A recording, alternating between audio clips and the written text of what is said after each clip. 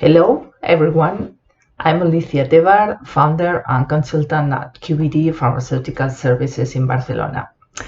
I will be speaking at QbD Lifecycle Process Validation 2020, scheduled from 19th to 20th March in Berlin, Germany, organized by Informa Markets. This course focuses on the lifecycle concept of process validation that links the three stages: process design, PPQ, and CPV. We'll show examples of advanced control strategies, meaning real-time release testing with process analytical technologies and the regulatory flexibility opportunities derived from ICH Q12.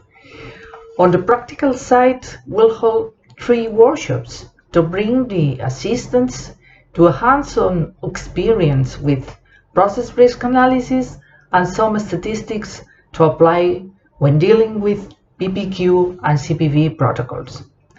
This course can be beneficial to update process validation practices and very useful to apply these current requirements to legacy products that were developed with traditional non-QbD practices. The workshop will see gathering of the biggest and brightest minds from the industry, and I'm really excited to be a part of it. See you there.